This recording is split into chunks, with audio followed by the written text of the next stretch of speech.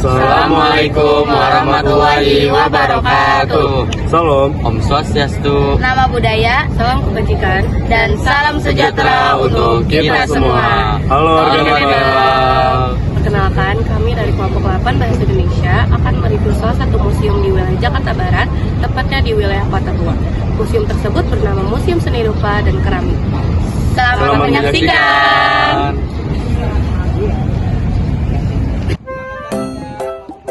Sini kami membeli tiket ke museum tersebut seharga 5.000 per orang untuk pelajar. SMA Negeri 1 Tangerang. Ini satu kelas, Bu? Iya. Nah guys, jadi kita akan menjelaskan sejarah tentang Gedung Museum Seni Rupa dan Keramik. Dibangun pada tahun 1870, awalnya sebagai kantor pengadilan Belanda dan kemudian diresmikan menjadi Museum Seni Rupa dan Keramik pada tahun 1990. Nah, selanjutnya itu bangunan ini dirancang oleh arsitek JWH LH Kenrader dan menjadi kompleks wisata Kota Tua Jakarta. Nah, pendiri Museum Seni Rupa dan Keramik adalah Adam Malik.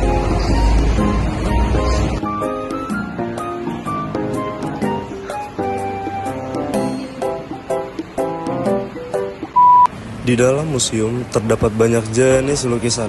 Salah satu lukisan yang ada di dalam museum ini adalah Nyi Roro Kidul.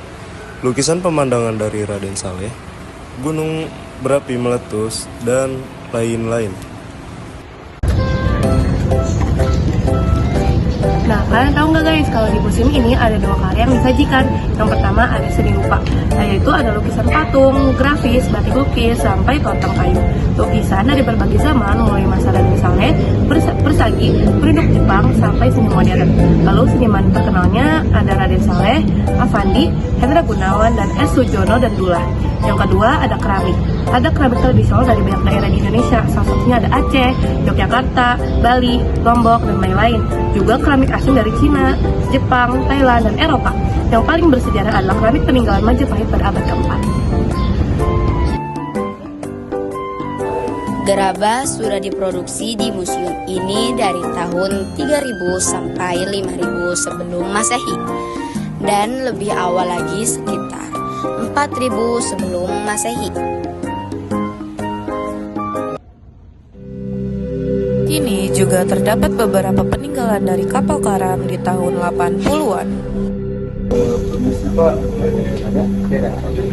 Jadi kesan pertama Bapak saat datang ini bagaimana?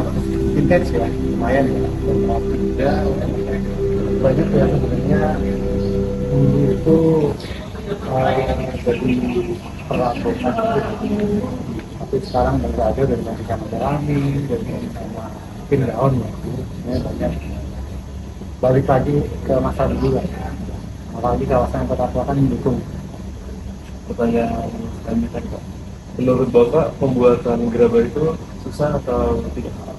Sebenarnya pada awalnya susah mungkin ya, pada awalnya susah, cuman karena kita bukan kegiatan kita sehari-hari, bisa itu karena biasa. Ini baru pertama sama keluarga juga.